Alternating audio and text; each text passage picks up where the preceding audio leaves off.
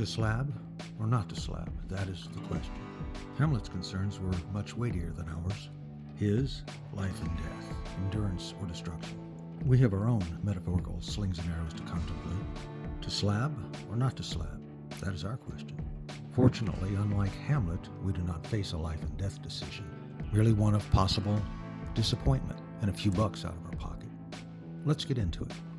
I'm a huge advocate of buying investment quality coins graded and encapsulated by one of the top tier grading services. These authenticated coins are a giant step towards secure coin valuations. It's hard to overstate just how important this is for the security of our coin investments. Unlike the uncertainty surrounding raw coins, encapsulation virtually guarantees the coin's authenticity, grade, and condition. It helps protect your investment dollars. I purchase my investment quality coins graded and encapsulated, period. But should you be sending in your raw coins for grading and encapsulation? Well, that depends. It depends on several factors. First, there's the $45. That's the number I use when making the decision as to whether or not to submit for grading. It's an about number of what I expect it to cost me to submit one $300 coin for grading, and that's after you've paid the associate member fee of about $25. My $45 number is made up of $23 grading service fee per coin for coins individually valued at $300 or less, plus a $10 handling fee on each submission. Note that a submission could be multiple coins for that one-time $10 handling fee, and you're going to incur the cost of postage and insurance both ways. These numbers are based on the grading service that I use. I'm sure other companies will vary a bit. You will find cheaper grading services. Just remember, you may get what you pay for. Clearly, I'm not going to submit a low-value, common hole filler coin for grading. Upside down really doesn't cover it. So, $45 is your likely cost to submit one $300 coin. Submission of multiple coins will change the calculation a bit, spreading the handling fee and postage across several coins. I'm sure you can do the math. Let's look at an example. You've stumbled into a great deal and bought a $300 coin for $100. If your valuation is correct, then you're probably justified in submitting. Just remember that your coin could come back a disappointment. That is, cleaned, counterfeit, altered, or low grade. Not just a waste of dollars, but that $45 gets added to your coin's cost basis. Ouch. Let's say you have a better date and the coin's potentially worth $3,000. Your turnaround costs are now closer to $55 due to the higher declared value of the coin. The possibility of wasting $55 is less painful when you stand to gain a $3,000 win, but brace yourself in the event the grading goes against you.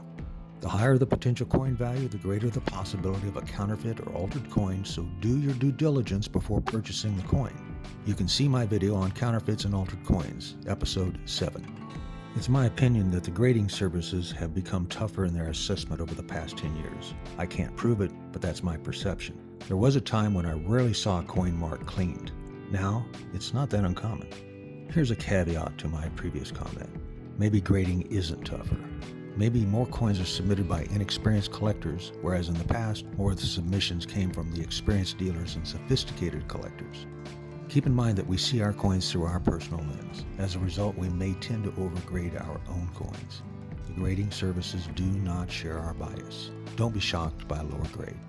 Do the graders make mistakes? Of course they do. Are grading standards inconsistent? I think so, at least a bit. The world is a very imperfect place, but the existing grading services are what we have. Best advice? Use only top-tier services. I use NGC. I think they're the cream of the crop. Nevertheless, I have thrown a rock or two their direction over the years. Not that it's necessarily their fault, but who am I to blame? Myself? Really? Here's a story about one of my mistakes. During a period when I was really gung-ho into graded coins, I submitted 30 pieces in one drop. 14 came back cleaned. Was I disappointed? Absolutely. Was it their fault? Absolutely not. It was my fault. I needed to get better at recognizing clean coins. I did, and it's never happened again. Although I don't use them, PCGS is another top-tier grading service equal in all respects to NGC.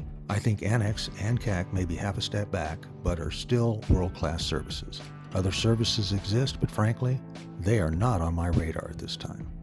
Let's cut to the chase. Here are my suggestions for making the decision to slab or not to slab. First, do your absolute best to determine your coin's authenticity, its grade, and its condition. No point in throwing money away. Second, seek out a trusted and knowledgeable third party for a more disinterested opinion. This may be a dealer, collector, coin club, or coin auctioneer. Try to nail down that grade and condition. Once you feel confident in the grade and condition, determine the coin's likely value. There are a number of available price guides. I use the gray sheet.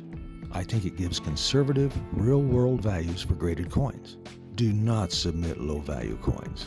If your purchase price plus your shipping and grading cost exceeds the coin's expected value, do not submit. It is what it is. You bought it raw, leave it that way.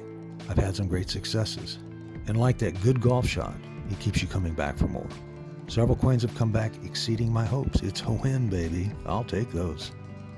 Thank you for joining me for Hannibal Old Coin Shop Episode 8. I hope my musings have been helpful. If you've gained a little something and enjoyed the video, please like and subscribe.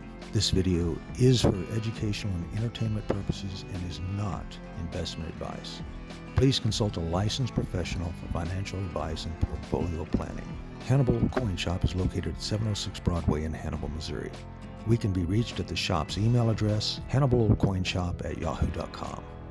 The Hannibal Old Coin Shop special offer for this coming weekend, Saturday and Sunday, August 10th and 11th, is random design 1 ounce 999 silver rounds for sale at Kitco Spot Ask plus $1.45.